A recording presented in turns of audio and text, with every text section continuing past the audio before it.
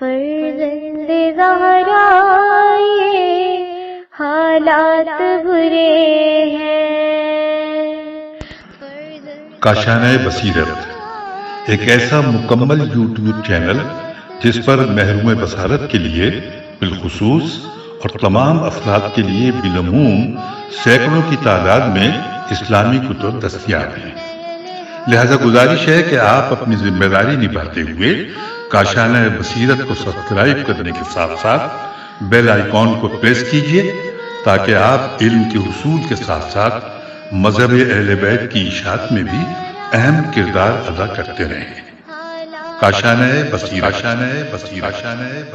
فرزند زہرا یہ حالات برے ہیں۔ السلام علیکم۔ کاشانہ بصیرت کی چینل پہ ہم جس بھی کتاب کا مطالعہ کر رہے ہیں وہ ہے الکوثر فی تفسیر القرآن، آیت اللہ محسن علی نجفی صاحب کی جلد دوم۔ قل ان تخفوا ما في صدوركم او تبدوه يعلمه الله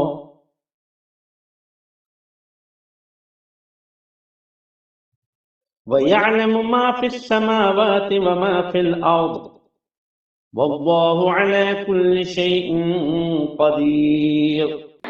کہہ دیجئے جو بات تمہارے سینوں میں ہے اسے خواہ تم پوشیدہ رکھو یا ظاہر کرو، اللہ بہرحال اسے جانتا ہے۔ نیز آسمانوں اور زمین میں جو کچھ ہے وہ بھی اس کے علم میں ہے اور اللہ ہر چیز پر قادر ہے۔ اس صفحے پر جو حوالے جات استعمال ہوئے ہیں بحر الانوار جلد 29 صفحہ نمبر 404، تفسیر مراغی جلد 3 صفحہ نمبر 137، صحیح بخاری باب المدارۃ المعناس اور روح المعانی جلد 13 صفحہ نمبر 124، تفسیر مراغی جلد 3 صفحہ نمبر 138۔ تفسیر آیات۔ قل ان تخفوا یعنی اگر تم دل میں کفار سے محبت نہیں رکھتے بطور تقیہ دوستی کرتے ہو یا اس کے برعکس ان سے دوستی رکھتے ہو اور ان سے بیزاری کا اظہار کرتے ہو تو دونوں صورتوں میں اللہ تمہارے دل کی حالت سے آگاہ ہے۔ وہ اپنے اس علم کے مطابق جو آسمانوں اور زمین پر محیط ہے اپنی مخلوق کے ساتھ عمل کرے گا، یعنی اللہ کے نزدیک معیار ما فی الصدور ہے۔ اگر دل میں ایمان ہے تو عمل اس ایمان کے مطابق ہی ہوگا، لیکن اگر کبھی خطرے کی وجہ سے ایمان کے مطابق عمل نہیں ہو سکتا تو اس صورت میں معیار وہ ایمان ہے جو دل میں ہے۔ نمبر 2، وَيَعْلَمُ مَا فِي السَّمَاوَاتِ اس کائنات میں کوئی ذرہ علم الہی سے پوشیدہ نہیں ہو سکتا کیونکہ اللہ اور اللہ کی مخلوق کے درمیان کسی قسم کا حجاب ممکن نہیں ہے۔ اللہ سے پوشیدہ رہے۔ اہم نکات۔ خوف کی وجہ سے تقیہ کرنے والے کو قلبی حالت کے مطابق سزا و جزا ملے گی۔ يوم تجد كل نفس ما عملت من خير محضرا وما عملت من سوء تود لو أن بينها وبينه أمدا بعيدا ويحذركم الله نفسه والله رؤوف بالعباد۔ اس دن ہر شخص اپنا نیک عمل حاضر پائے گا، اس طرح ہر برا عمل بھی انسان یہ تمنا کرے گا کہ کاش یہ دن اس سے بہت دور ہوتا اور اللہ تمہیں اپنے غضب سے ڈراتا، اور اللہ اپنے بندوں پر بڑا مہربان ہے۔ تشریح کلمات۔ امدم غیر معلوم مدت کو امد اور غیر محدود مدت کو ابد کہتے ہیں۔ صفحہ نمبر 56۔ تفسیر آیات۔ متعدد قرآنی آیات میں صراحت کے ساتھ کہا گیا ہے کہ روز آخرت ہر شخص اپنے عمل کو حاضر پائے گا۔ قدیم مفسرین یہ تعویل کرتے ہیں کہ یہ عمل تو دنیا میں ہو چکا، انہیں سے حاضر پانا ممکن نہیں، لہذا مراد جزا و سزا عمل ہے۔ اولاً موجودہ دور کے انسان کے علم میں یہ بات آ چکی ہے کہ انسانی عمل بذات خود قابل دید ہیں اور نابود نہیں ہوتے۔ اس طرح قرآن کی یہ تصریح بھی سمجھ میں آتی ہے۔ وَعِندَنَا کِتَابٌ حَفِیظٌ ہمارے پاس محفوظ رکھنے والی کتاب ہے۔ ثانیاً اس آیت میں حاضراً نہیں محضراً اس میں مفعول کا صیغہ ذکر فرمایا ہے، جس کا مطلب یہ بنتا ہے کہ عمل کو حاضر کیا جائے گا، یعنی اعمال مٹ نہیں جاتے بلکہ موجود ہوتے ہیں اور قیامت کے دن حاضر کیے جائیں گے۔ ثالثاً ممکن ہے کہ جزائے اعمال قراردادی اور قانونی ہو، یعنی ہر عمل کے لیے اللہ نے ایک خاص جزا یا سزا مقرر کر رکھی ہو، ہے۔ نیز یہ بھی ممکن ہے کہ جزائے اعمال وضعی و طبیعی ہو، یعنی ہر عمل کے اپنے طبیعی و تکوینی مزاج کے مطابق قدرتی طور پر خود سزا و جزا مرتب ہوتی ہے۔ چنانچہ اب یہ بات ثابت ہو چکی ہے کہ توانائی ختم نہیں ہوتی بلکہ شکل بدلتی رہتی ہے، لہٰذا نیکی پر صرف ہونے والی توانائی روز قیامت مادے کی شکل میں جزا بن کر سامنے آئے گی، اور برائی پر صرف ہونے والی توانائی مادے کی شکل میں سزا بن کر سامنے آئے گی۔ چنانچہ بعض احادیث سے بھی یہ اندیا ملتا ہے کہ ہر تسبیح جنت کے محلات کی تعمیر کے لیے اینٹیں بن جاتی ہیں۔ اہم نکات: انسان کا ہر نیک اور برا عمل محفوظ رہتا ہے۔ قل إن كنتم تحبون الله فاتبعوني يحببكم الله ويغفر لكم ذنوبكم والله غفور رحيم قل أطيعوا الله والرسول فإن تولوا فإن الله لا يحب الكافرين۔ کہہ دیجیے اگر تم اللہ سے محبت رکھتے ہو تو میری اتباع کرو، اللہ تم سے محبت کرے گا اور تمہاری خطاؤں سے درگزر فرمائے گا، اور اللہ نہایت بخشنے والا اور رحم کرنے والا ہے۔ کہہ دیجیے اللہ اور اس کے رسول کی اطاعت کرو، پس اگر وہ لوگ روگردانی کریں تو اللہ کافروں سے محبت نہیں کرتا۔ اس صفحے پر جو حوالات استعمال ہوئے ہیں سورہ قاف آیت نمبر 4۔ شان نزول: کچھ ایسے افراد نے رسول اللہ صلی اللہ علیہ وآلہ وسلم کے سامنے اللہ سے محبت کا دعویٰ کیا جو اللہ کے احکام کی تعمیل میں کوتاہی کرتے ہیں۔ ان کے بارے میں یہ آیت نازل ہوتی ہے۔ تفسیر آیات: محبت امر قلبی ہے۔ قلب حقیقت پرست ہوتا ہے جس پر حقیقت کے سوا کوئی اور چیز کارگر نہیں ہوتی، چنانچہ دین بھی عقیدے سے عبارت رکھتا ہے۔ عقیدہ امر قلبی ہے جس پر جبر و کرہ کا کارگر نہیں ہو سکتا۔ لا اکراہ فی الدین: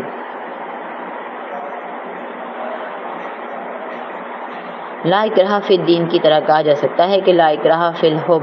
حضرت امام جعفر صادق علیہ السلام سے مروی ہے، حل الدین الا الحب، کیا دین محبت کے علاوہ کچھ ہے؟ سچی محبت وہ ہے جو محبوب کی ذات کے ساتھ ہو، کسی مفاد کے لالچ اور کسی سزا کے خوف سے محبت نہیں ہوتی۔ طمع و خوف سے گردن تو جھکی ہے لیکن دل نہیں جھکتا۔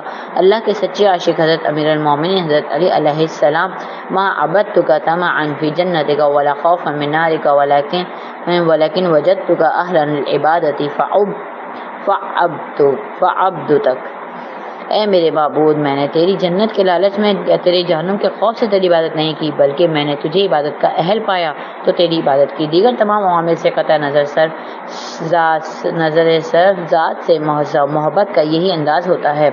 عوامل: اللہ سے محبت کا اصل محرک اللہ کی ذات ہے، یعنی اس ذات کا کمال اور کمال سے محبت ایک قدرتی امر ہے۔ اس کے لیے شرط یہ ہے کہ کمال کا ادراک ہو۔ اگر کسی کے کمال کی معرفت نہ ہو تو اس صفحے پہ جو حوالات استعمال ہوئے ہیں وہ تبیان جلد اول سورہ بقرہ آیت نمبر 256، سورہ کافی آیت جلد 8 آیت صفحہ نمبر 79، اوالل الا جلد 1 صفحہ نمبر 404، صفحہ نمبر 58۔ اگر کسی کے کمال کی معرفت نہ ہو تو اس کے ساتھ محبت نہیں ہوتی۔ آثار محبت اور عشق الہی کا آثار: نمبر 1، اتباع رسول۔ اگر محبت سچی ہو تو اس کا تقاضا یہ ہے کہ محب اپنے محبوب کا مطیع فرما بردار ہوگا، بلکہ محبوب کے حکم اور اشارے کے بےتابی سے منتظر رہتا ہے۔ جب وہ محبوب کا حکم سنتا ہے تو وہ وجد اور کیف و سرور کی حالت میں آ جاتا ہے۔ یہاں محبوب حقیقی اللہ کی محبت تبھی میسر آتی ہے جب اس کی اور اس کے رسول کی اطاعت کی جائے۔ اس نے اپنے رسول کے ذریعے جو دستور حیات عطا کیا ہے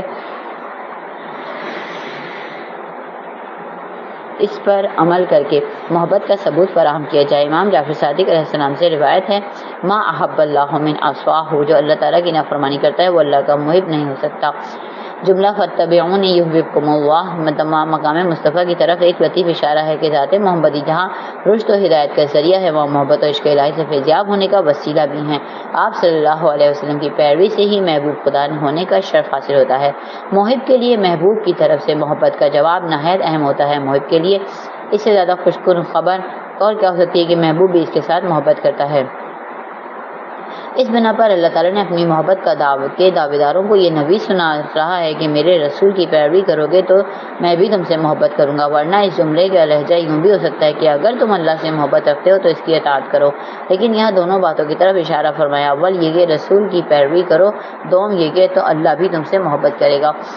پوائنٹ نمبر 3، وَيَغْفِرْ لَكُمْ ذُنُوبَكُمْ، اللہ کی طرف سے محبت کا نتیجہ اور لازمہ یہ ہوگا کہ وہ تمہاری خطاؤں سے بھی درگزر کرے گا۔ خلاصہ یہ ہے کہ اللہ سے محبت کا لازمہ اتباع رسول ہے، اور رسول صلی اللہ علیہ وسلم کی اتباع کا لازمہ اللہ کی طرف سے محبت، اللہ کی محبت کا لازمہ اس کی طرف سے مغفرت اور درگزر ہے۔ قُلْ اطیعوا اللَّهَ وَالرَّسُولَ دوبارہ صراحت کے ساتھ بیان فرمایا، اتباع کے مطلب اطاعت، اور اطاعت کراہت کے مقابلے میں ہے، اطاعت قلبی لگاؤ کے ساتھ مطلوبہ کام انجام دینے کے معنوں میں ہے، جبکہ اتباع پیچھے چلنے کو کہتے ہیں، یعنی اللہ نے جو حکم صادر فرمایا ہے ان کو قلبی لگاؤ کے ساتھ انجام دے دو تو یہ اطاعت خدا اور رسول ہے، اور اتباع رسول اور احکام کی تعمیل کی صورت میں وجود میں آتی ہے۔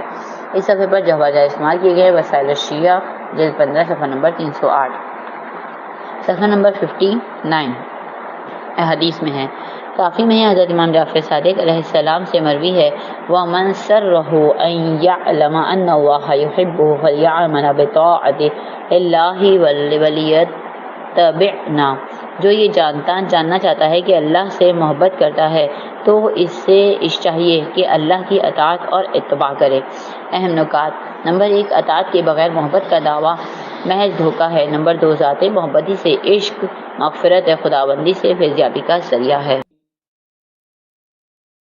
إن الله اصطفى آدم ونوحا وآل إبراهيم وآل عمران على العالمين ذرية بعضها من بعض والله سميع عليم۔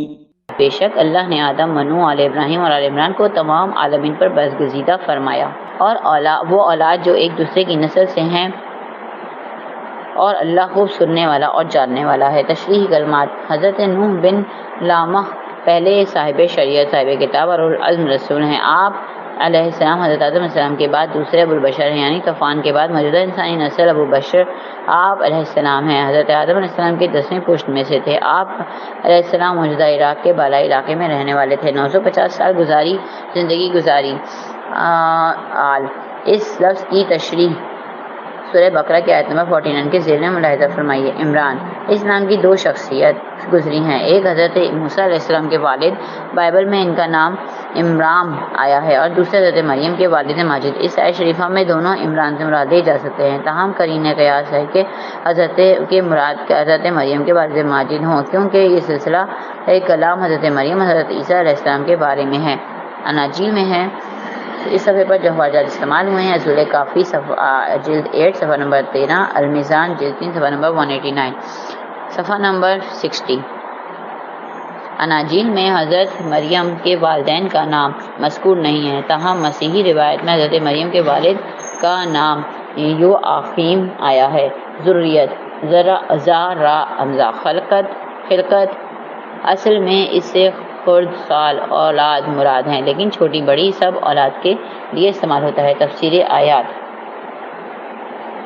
خداوند عالم کسی ہستی کو انسانیت کی رہبری اور ہدایت کے لیے برگزیدہ فرماتا ہے تو اس کا ہرگز یہ مطلب نہیں ہوتا کہ وہ اسے اتفاقیہ طور پر بلا وجہ، بلا حکمت و سبب انتخاب کرتا ہے، بلکہ اللہ تعالیٰ اپنے غیبی علم کے ذریعے جانتا ہے کہ کون سی ہستی کس اہلیت کا مالک ہے۔ صرف علم خدا سے بھی برگزیدہ ہونے کا استحقاق پیدا نہیں ہوتا، بلکہ اسے امتحانی مراحل سے گزارا جاتا ہے، پھر مقام استفاء پر فائز کیا جاتا ہے۔ چنانچہ حدیث میں آیا ہے، اذا احب اللہ عبدا ابتلاہ فان صبر اجتباہ وان رضی اصطفاہ، جب اللہ کسی بندے سے محبت کرتا ہے تو اسے آزمائش میں ڈالتا ہے، پس اگر اس نے صبر کیا تو اسے پسندیدہ قرار دیتا ہے، اور پھر جب اس امتحان پر راضی ہوتا ہے تو خصوصی طور پر برگزیدہ فرماتا ہے۔ اس مختصر سی آیت میں انبیاء اور احادیان نے برحق کا پورا سلسلہ بیان فرما دیا۔ یہ سلسلہ ہدایت حضرت آدم علیہ السلام سے شروع ہوا اور حضرت نوح علیہ السلام اور تک اولاد آدم میں جاری رہا۔ پوائنٹ نمبر 2، دوسرا مرحلہ حضرت نوح علیہ السلام کے زمانے سے شروع ہوا اور عہد نوح علیہ السلام میں انسان کو شریعت اور دستور حیات عطا کیا گیا۔ اس نے تمہارے لیے دین کا وہی دستور معین کیا ہے جس کا اس نے نوح کو حکم دیا تھا۔ یہ سلسلہ اولاد نوح میں جاری رہا، چنانچہ ارشاد ہوتا ہے وَجَعَلْنَا ذُرِّيَّتَهُ هُمُ الْبَاقِينَ وَتَرَكْنَا عَلَيْهِ فِي الْآخِرِينَ سَلَامٌ عَلَىٰ نُوحٍ فِي الْعَالَمِينَ، اور ان کی نسل کو ہم نے باقی رہنے والوں میں رکھا اور ہم نے آنے والوں میں ان کے لیے ذکر جمیل باقی رکھا، تمام عالمین میں نوح پر سلام ہو۔ اس صفحے پر جو حوالے جات استعمال ہوئے ہیں مصدق الوسائل جلد 2 صفحہ نمبر 427، سورہ شعراء آیت نمبر 13، سورہ صافات آیت نمبر 77 سے 79 تک، صفحہ نمبر 61۔ پوائنٹ نمبر 3، تیسرا مرحلہ ابو الانبیاء حضرت ابراہیم علیہ السلام سے شروع ہوا اور حضرت اسحاق میں یہ سلسلہ جاری رہا۔ چوتھا مرحلہ آل عمران سے شروع ہوا، حضرت عیسیٰ علیہ السلام کو کتاب اور شریعت دی گئی۔ پانچواں مرحلہ حضرت خاتم الانبیاء سے شروع ہوا، یہاں یہ سلسلہ نبوت ختم ہوا، البتہ سلسلہ ہدایت ہنوز جاری رہا اور تا قیامت یہ سلسلہ آل محمد میں جاری رہے گا۔ ذریۃ بعضھا من بعض، انبیاء کا سلسلہ نسل در نسل جاری رہا، چنانچہ نوح آدم علیہ السلام کی ذریت سے اور آل ابراہیم نوح کی ذریت سے اور آل عمران ابراہیم کی اولاد میں سے اور محمد و آل محمد ابراہیم کی اولاد سے ہیں۔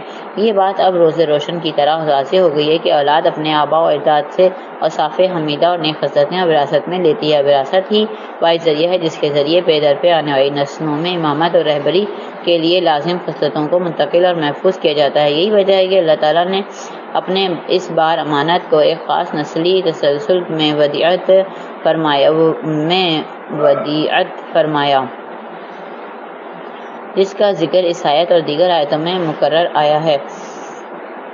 قال ومن ذریته قال لا ينال عهد الظالمين ووهبنا له اسحاق ويعقوب وجعلنا في ذريته النبوة والكتاب ولقد ارسلنا نوحا وابراهيم وجعلنا في ذريتهما النبوة والکتاب۔ ابراہیم نے کہا میری اولاد سے بھی امام ہوں گے، فرمایا میرا عہد ظالمین کو نہیں پہنچے گا، اور ہم نے ابراہیم اور اسحاق اور یعقوب کو عنایت کیے اور ان کے اولاد میں بھی نبوت کو رکھ دیا، اور ہم نے نوح اور ابراہیم کو بھیجا اور ان دونوں کی اولاد میں نبوت اور کتاب کو رکھ دیا۔ آپ نے دیکھا کہ اللہ تعالیٰ نے اس بار امانت کو نسل ابراہیمی سے باہر نہیں رکھا، چونکہ امامت اور رہبری میں خاندانی نجابت اور ظاہری ظرف کی طہارت کا بڑا دخل ہوتا ہے۔ حدیث رسول میں آیا ہے پھر ہم کو آباء و اجداد کی پشتوں میں سے ماؤں کے رحموں میں منتقل کیا، نہ شرک کی نجاست ہمارے نزدیک ہے نہ کفر کی ناپاکی۔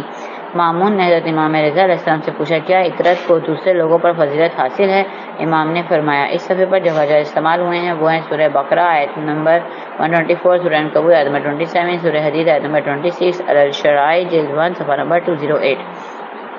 تو امام صفحہ نمبر 62، امام علیہ السلام نے فرمایا ان اللہ فضل العطرۃ علی سائر الناس فی محکم کتابہ، اللہ تعالیٰ اپنی کتاب کی صریح آیات میں عطرت کو دوسرے لوگوں پر فضیلت دی ہے۔ مامون نے کہا کتاب اللہ میں یہ بات کہاں ہے؟ امام علیہ السلام نے اس آیت کی تلاوت فرمائی۔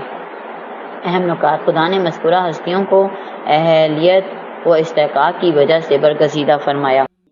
إذ قالت امرأة عمران رب إني نذرت لك ما في بطني محررا فتقبل مني إنك أنت السميع العليم۔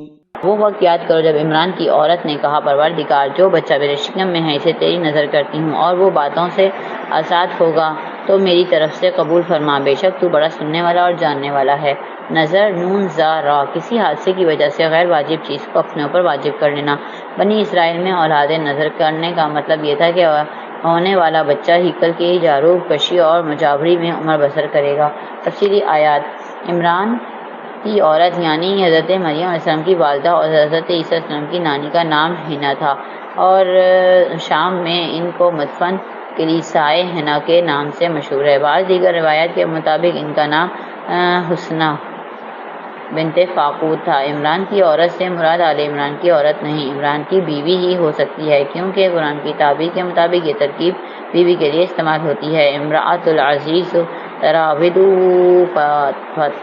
فتاہا، امرأۃ فرعون، امرأۃ نوح وغیرہ۔ بنا بنی معلوم ہوا حضرت مریم علیہ السلام کے والد کا نام عمران تھا۔ اس صراحت کے مقابلے میں وہ مسیحی روایت بے اہمیت ہو جاتی ہے جس میں ان کا نام یواقیم ذکر ہوا ہے۔ نیز سورہ تحریم میں صراحت کے ساتھ بیان ہوا ہے کہ حضرت مریم علیہ السلام کے والد عمران تھے۔ اس صفحے پر جو حوالہ جات استعمال ہوئے ہیں: عیون اخبار جلد 1 صفحہ نمبر 228، راغب اور سورہ یوسف آیت نمبر 13، سورہ قصص آیت نمبر 9، سورہ تحریم آیت نمبر 10، صفحہ نمبر 63۔ وہ مریم بنت عمران التی احسنت فرجہا، اور مریم بنت عمران کو بھی اللہ نے مثال کے طور پر پیش کرتا ہے جس نے اپنی عصمت کی حفاظت کی۔ ان تمام صراحتوں کے باوجود بعض اہل قلم کو یقین حاصل نہیں ہوتا کہ حضرت مریم کے والد کا نام عمران تھا۔ محررن یعنی ذاتی مفاد میں نہیں، کنیسہ کی مجاورت کے ساتھ مختص ہے۔ اہم نکات: مریم بنت عمران کی اولاد کو عمران کہا گیا تو فاطمہ بنت محمد کی اولاد کو آل محمد کیوں نہیں کہا جا سکتا؟ فلما وضعتها قالت رب إني وضعتها أنثى والله أعلم بما وضعت وليس الذكر كالأنثى وإني سميتها مريم وإني أعيذها بك وذريتها من الشيطان الرجيم۔ پھر جب اسے جن چکی تو کہنے لگی مالک میں نے تو لڑکی جنی ہے اور اللہ بہتر جانتا ہے کہ اس مادر مریم نے کیا چنا، اور لڑکا لڑکی جیسا نہیں ہو سکتا۔ میں نے اس لڑکی کا نام مریم رکھا اور میں اس سے اور اس کی اولاد کو شیطان مردود سے تیری پناہ میں دیتی ہوں۔ تشریحی کلمات: مریم سریانی لفظ ہے جس کے معنی بقول خادمہ، بقول عابدہ۔ تفسیری آیات: بعض روایت کے مطابق حضرت مریم سلام اللہ علیہ کی والدہ نے اس بنا پر نظر مانی تھی کہ ہونے والا نومولود لڑکا ہی ہوگا، کیونکہ ان کے والد عمران کو یہ بشارت ملی تھی کہ ان کے ہاں ایک لڑکا پیدا ہونے والا ہے جو مریضوں کو شفا دے گا اور مردوں کو زندہ کرے گا۔ لیکن بچی ہوئی تو وہ پریشان ہوئی کیونکہ بچی سے نظر پوری نہیں ہو سکتی تھی۔ سوچا کہ لڑکی کسی طرح ہیکل یعنی معبد کی مجاور بن سکے گی۔ اللہ تعالیٰ نے یہ اس صفحے پر جو صفحہ حوالہ استعمال ہوئے ہیں: سورہ تحریم آیت نمبر 12، ملاحظہ ہو تفہیم القرآن جلد 1 صفحہ نمبر 247، صفحہ نمبر 64۔ اللہ تعالیٰ نے یہ کہہ کر تسلی کرا دی کہ اول تو لیس الذکر کالانثی، ذہن میں موجود لڑکے سے لڑکی زیادہ افضل ہے، کیونکہ اس کے بطن سے بغیر باپ کے ایک نبی پیدا ہوگا جو گہوارے میں کلام کرے گا اور اپنی نبوت کا اعلان کرے گا۔ دوم یہ کہ اس نظر کو اللہ نے بطریق احسن قبول فرمایا ہے۔ بعض کے نزدیک یہ والدہ مریم کا قول ہے کہ لڑکا لڑکی کی طرح نہیں ہو سکتا، لڑکا ہیکل کی مجاورت کر سکتا ہے، لڑکی نہیں۔ وَإِنِّي سَمَّيْتُهَا مریم، حضرت مریم کی پاک باز والدہ نے اس لڑکی کا نام مریم رکھ دیا کہ بیت اللہ کی مجاہدہ نہ ہو، گھر کی عابدہ ہو۔ وَإِنِّي اعیذها بک وذریتها سے معلوم ہوتا ہے کہ حضرت مریم کی والدہ اس بچی سے ہونے والی اولاد سے اس ایک پاکیزگی کی توقع رکھتی تھی جو بعد میں حضرت عیسیٰ علیہ السلام کی شکل میں پوری ہوتی ہے۔ اہم نکات: اللہ تعالیٰ نے عمران کو بیٹے کی جگہ بیٹی عنایت کی اور اسے بلند مرتبہ عنایت فرما کر عورتوں کو مقام دیا۔ نمبر 2، صالح مائیں اولاد کو شیطان سے شر سے محفوظ رکھنے کی تمنا اور دعا کیا کرتی ہیں؟ فتقبلها ربها بقبول حسن وأنبتها نباتا حسنا وكفلها زكريا كلما دخل عليها زكريا المحراب وجد عندها رزقا قال يا مريم أنى لك هذا قالت هو من عند الله إن الله يرزق من يشاء بغير حساب۔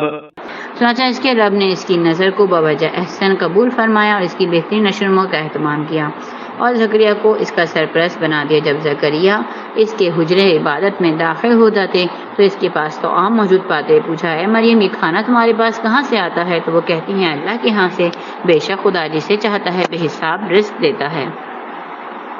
تشریحی کلمات: عمد نبات، نون باتا، عمد یعنی اس نے پرورش کی، نبات ہر بڑھنے والی چیز۔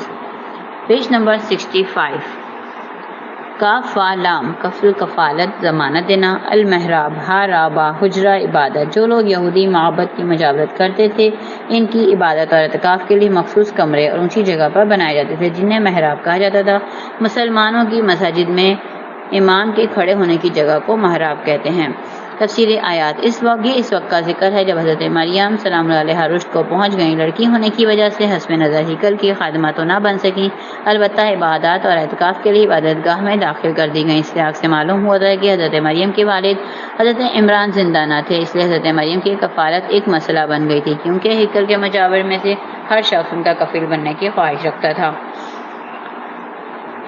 حضرت زکریا علیہ السلام کی زوجہ حضرت مریم سلام اللہ علیہ کی والدہ آپس میں بہنیں تھیں، اس لیے یہ ایک ترجیح بنتی تھی کہ حضرت مریم سلام اللہ علیہ ان کی کفالت میں دی جائیں، کیونکہ خالہ ماں کی جگہ ہوتی ہے، لیکن دوسرے لوگ اس پر راضی نہ ہوئے۔ آخر قرآن اندازی ہوئی تو قرابی حضرت زکریا کے نام نکل آیا۔ چنانچہ حضرت زکریا نے حضرت مریم کو ہیکل کے حجرہ بہا عبادت میں سے ایک حجرے میں بٹھا دیا۔ وہ حضرت مریم کے حجرے کا قفل لگا دیتے اور خود ہی آ کر کھولتے تھے، لیکن یہ دیکھ کر انہیں تعجب ہوتا تھا کہ حضرت مریم کے پاس بے موسم کے میوے اور کھانے کی چیزیں موجود ہوتی تھیں، لہذا کل لمحہ سے معلوم ہوتا ہے کہ یہ واقعہ پیش آتا تھا۔ یہ واقعہ ہمیشہ پیش آتا تھا۔ ظاہر ہے کہ حضرت زکریا نے ان تمام ذرائع کا مطالعہ کیا ہوگا جہاں سے کھانا آ سکتا ہے، لیکن بے موسم کے میوے کہاں سے آتے ہیں، اس لیے پوچھا مریم یہ کھانا کہاں سے آتا ہے، تو مریم جواب دیتی ہیں کہ اللہ کی جانب سے۔ اہم نکات، نمبر 1، مریم کی تربیت کے لیے اللہ نے حضرت زکریا کو منتخب فرمایا تاکہ معصوم کا مربی معصوم ہو۔ نمبر 2، صاحب کرامات کے لیے نبی ہونا ضروری نہیں۔ نمبر 3، معصوم ہستیوں کی صحیح تربیت کا بندوبست اللہ خود ہی کرتا ہے۔ بتہ نباتا حسنا وکفلھا۔ هنالك دعا زكريا ربه قال رب هب لي من لدنك ذرية طيبة إنك سميع الدعاء فنادته الملائكة وهو قائم يصلي في المحراب أن الله يبشرك بيحيى مصدقا بكلمة من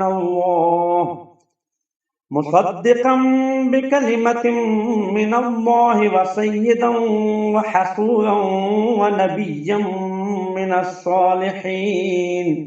اس مقام پر زکریا نے اپنے رب کو پکارا اور کہا پروردگار مجھے اپنی عنایت سے صالح اولاد عطا کر، یقیناً تو ہی دعا کا سننے والا ہے۔ چنانچہ جب وہ حجرہ عبادت میں کھڑے نماز پڑھ رہے تھے تو فرشتوں نے آواز دی، اللہ تجھے یحییٰ کی بشارت دیتا ہے جو کلمہ اللہ کی طرف سے ہے، اس کی تصدیق کرنے والا، سیادت کا مالک، خواہشات پر ضبط رکھنے والا، نبوت کے مقام پر فائز اور صالحین میں سے ہوگا۔ تشریحی کلمات، کلمہ کاف لام میم سے ماخوذ ہے، اس سے کلام بھی مراد لیا جاتا ہے اور زباد بھی۔ یہاں کلمہ سے مراد حضرت عیسیٰ علیہ السلام ہیں، چونکہ حضرت عیسیٰ علیہ السلام کی تخلیق بغیر باپ کے کلمہ کن سے ہوئی، اس لیے آپ علیہ السلام کو کلمہ کہا جاتا ہے۔ حصوراً خاص سواد راز ضبط نفس خواہشات پر کنٹرول رکھنے والا۔ یحییٰ عہد جدید میں ان کا نام یوحنا آیا ہے۔ حضرت مریم کے خالہ زاد بھائی ہیں۔ انجیل کے مطابق حضرت عیسیٰ سے صرف 6 مہینے بڑے تھے۔ اس زمانے کے بادشاہ ہیرود نے ایک بد کردار عورت کی خوشنودی حاصل کرنے کے لیے آپ کو شہید کیا اور آپ کا سر قلم کر دیا۔ حضرت امام حسین علیہ السلام ہمیشہ حضرت یحییٰ علیہ السلام کو یاد کر کے گریہ فرماتے تھے۔ تفسیری آیات، ہنالکا اس مقام پر حضرت مریم کی منزلت و پاکیزگی اور ان کو ملنے والی غیبی رزق اور عند اللہ ان کا مقام دیکھ کر حضرت زکریا کے دل میں اولاد کی خواہش زیادہ ہو گئی، چونکہ حضرت زکریا کے یہاں اولاد نہ تھی۔ نمبر 2، من لدن کا ذریہ، حضرت زکریا سامنے نہ صرف اولاد کی نہیں بلکہ طیب و طاہر اولاد کی خواہش کی۔ پاکیزہ اولاد باقاعدہ صالحات ہوتی ہیں، خاندانی متبرکات منجملہ خانہ رسول کی وارث ہوتی ہیں۔ چنانچہ حضرت سورہ مریم آیت نمبر 5 میں حضرت زکریا سلام اللہ علیہ کی اس دعا کو ان الفاظ میں ذکر کیا ہے، فَهَبْ لِي مِن لَّدُنكَ وَلِيًّا يَرِثُنِي وَيَرِثُ مِنْ آلِ يَعْقُوبَ وَاجْعَلْهُ رَبِّي رَضِيًّا، بس تو مجھے اپنے پاس سے ایک وارث عطا فرما جو میرا وارث بنے اور آل یعقوب کا وارث بنے۔ حضرت زکریا علیہ السلام کے بعد اپنے بات کے لیے وارث کی درخواست سے یہ بات قرآنی صراحت سے واضح ہو جاتی ہے۔ صفحہ نمبر 67 واضح ہو جاتی ہے کہ انبیاء کے وارث ہوتے ہیں۔ اس موضوع پر تفصیل کے لیے ملاحظہ فرمائیں سورہ مریم آیت نمبر 5 اور 6، سورہ نمبر آیت نمبر 12۔ پوائنٹ نمبر 3، فنادت الملائکۃ، چنانچہ اللہ تعالیٰ نے فرشتوں کے ذریعے یہ خوشخبری سنا دی کہ انہیں ایک بچہ دیا جائے گا جس کے یہ اوصاف ہوں گے۔ نمبر 1 مصدقاً بکلمات من اللہ، وہ کلمہ اللہ یعنی حضرت عیسیٰ کی تصدیق کرنے والا ہوگا۔ نمبر 2 سیادت و سرداری کا مالک ہوگا، وسیداً۔ نمبر 3 خواہشات نفسانی پر ضبط اور اختیار رکھنے والا ہوگا، وحصوراً۔ نمبر 4 نبوت کے مقام پر فائز ہوگا، ونبیاً۔ نمبر 5 صالحین میں سے ہوگا، من الصالحین۔ دوسری جگہ حضرت یحییٰ کے بارے میں ارشاد فرماتے ہیں وَآتَيْنَاهُ الْحُکْمَ صَبِیًّا، اور ہم نے اسے بچپن ہی سے حکمت عنایت کی۔ اہم نکات یہ ہیں کہ اللہ کے بندے نیک بندے فقط اولاد کی نہیں بلکہ اولاد صالح کی تمنا کیا کرتے تھے۔ رَبِّ هَبْ لِي مِن لَّدُنكَ ذُرِّيَّةً قال رب أنى يكون لي غلام وقد بلغني الكبر وامرأتي عاقر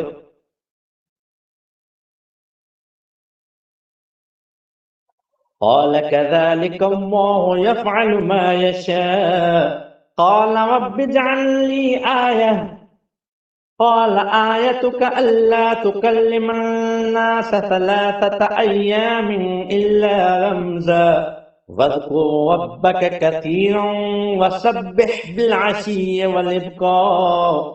زکریا بولے پروردگار میرے ہاں لڑکا کہاں سے پیدا ہوگا جبکہ میں تو سن رسیدہ ہو چکا ہوں اور میری عورت بانجھ ہے۔ اللہ نے فرمایا ایسا ہی ہوگا، اللہ جو چاہتا ہے کرتا ہے۔ عرض کیا پالنے والے میرے لیے کوئی نشان نہیں مقرر فرما۔ اللہ نے فرمایا تمہاری نشانی یہ ہوگی کہ تم 3 دن تک لوگوں سے اشارے کے علاوہ بات نہ کرو گے اور اپنے رب کو خوب یاد کرو گے، صبح شام اس کی تسبیح کرتے رہو گے۔ اس صفحے پر جو حوالے جات استعمال ہوئے ہیں سورہ مریم آیت نمبر 12، صفحہ نمبر 68۔ تشریحی کلمات آخر عین قاف را بانج، رمزن رمز ہونٹوں سے اشارہ کرنا، آنکھوں اور ہاتھوں کے اشارے کے لیے بھی استعمال ہوتا ہے۔ العشی عین شین واو دن کا آخری حصہ، عشو سے ماخوذ ہے جو تاریکی کے معنی میں ہے۔ الابکار با کاف را دن کی ابتدا سویرے۔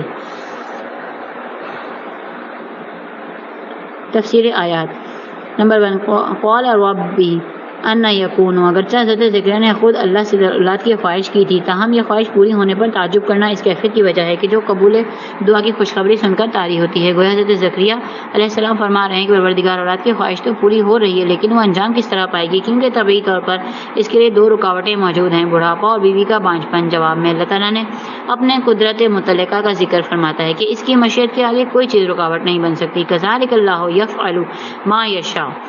پوائنٹ نمبر 2 قال رب اجعل لی آیۃ، نشانی کا تعین اولاد عطا ہونے کے بارے میں جو نشانی طلب کی گئی ممکن ہے کہ یہ کیفیت کے بارے میں ہو۔ اس مقصد کے لیے 3 دن تک لوگوں سے بات نہ کرنے اور اولاد عطا ہونے کے درمیان کیا ربط ہو سکتا ہے؟ نیز لوگوں سے بات نہ کرنا کس مطلب کی طرف اشارہ ہے؟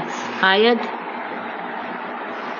سے اس بارے میں کچھ ثابت نہیں ہوتا۔ پوائنٹ نمبر 3 وذکر ربک، روایت میں آیا ہے کہ حضرت زکریا 3 دن تک لوگوں سے بات کر ہی نہ سکے تھے لیکن جب تسبیح اور ذکر خدا کرنے پر آتے تو زبان کھل جاتی۔ یہ علامت تھی کہ حضرت یحییٰ کا حمل قرار پا گیا ہے۔